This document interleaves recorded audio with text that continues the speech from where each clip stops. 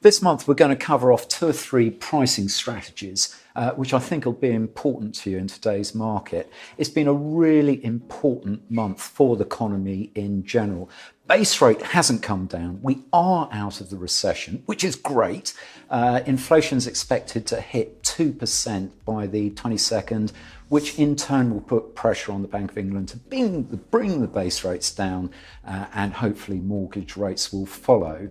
Nationwide has reported that prices are down by 0.4%. How are you guys finding that particular fact? I'm not necessarily seeing a huge change in price at the moment. I think we did see a price drop with flats in Greenwich, the Riverside flats last year. I think things have been a lot more positive this year so far. I mean, flat prices seem to be achieving closer to the asking price that maybe we were getting this time last year. So pretty positive. I think it was saying as well that people are compromising on what they're looking for a lot earlier now. So consequently, flat sales have picked up a little bit because of the mortgage rates. Yeah, I mean, it's really good. I mean, one-bedroom flats, which were a major struggle last year, are proving to be a lot more popular now. Which is great. Steve? Yeah, I'm seeing similar things in our area as well, but maybe a bit more positive on the pricing. So we've had sealed bids. We're getting sort of sales away within sort of 1 or 2% of asking price pretty quickly, and at prices that I've not seen for sort of maybe just after the pandemic level. So it's really encouraging. How are you finding the more prime end of the market at the moment? Because I think that was certainly slow for the first couple of months, wasn't it?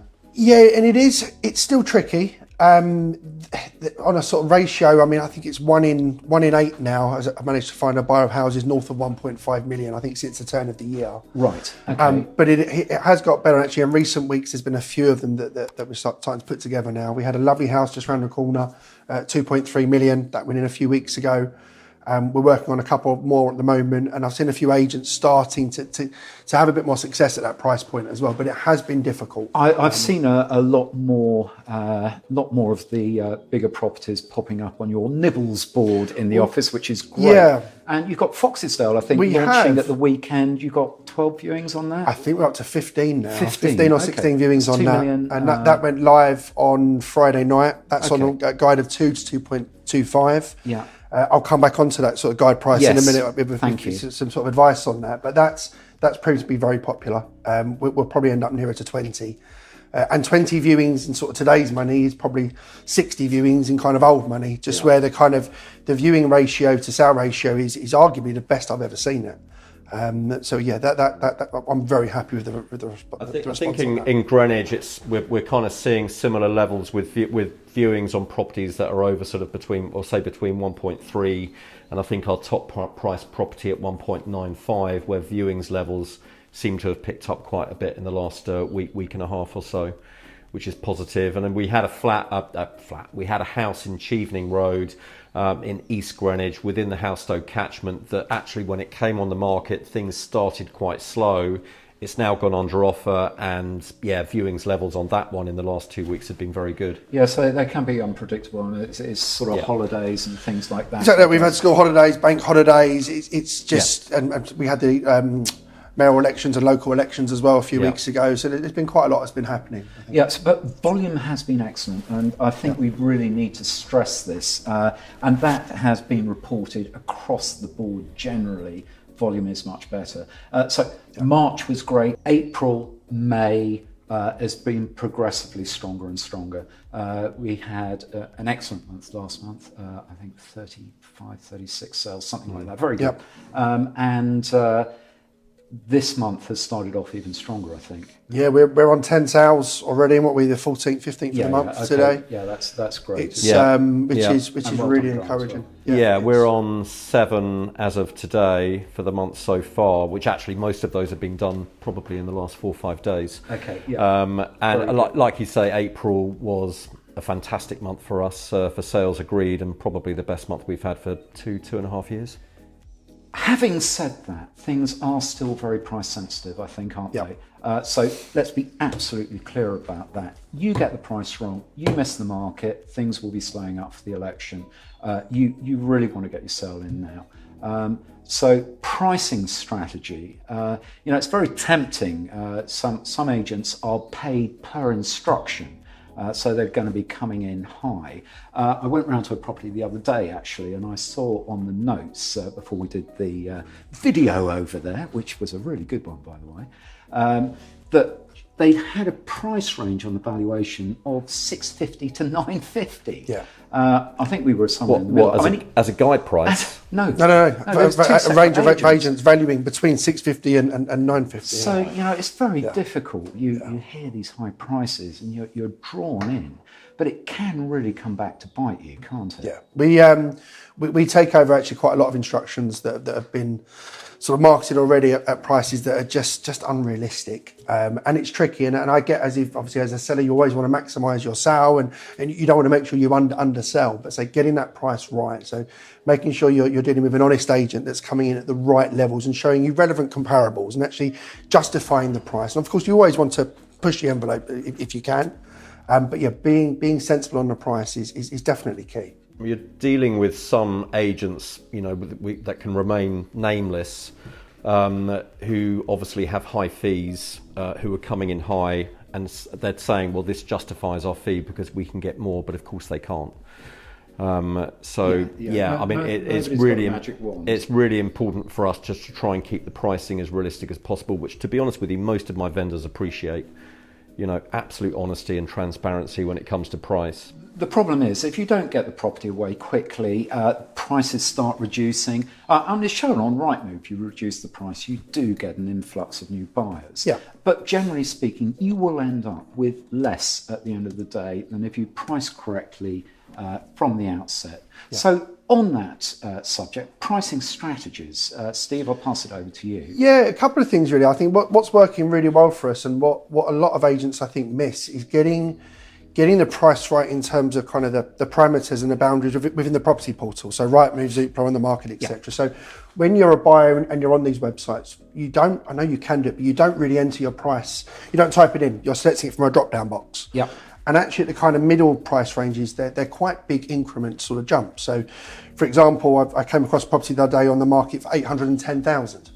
And for a buyer to be able to see that, they've got to put in they're looking up to 900,000, and it's right down the bottom of the page. Sure. So the increments are 750. No, at that level it jumps up. So it goes 550 to 6, and then from 6 it's 7, 8, 9, a million, and then 1.25, 1.5, etc. So if you're not on that increment, then you're going to be like somewhere in the sea of 100 other properties. You are, but probably more importantly, you're probably not appealing to the right audience and the right buyer. So that 810 property, for example, in that 900 search is competing with properties that are worth 900, 8, 7, 900, and it's going to be an inferior property. Probably. Yeah.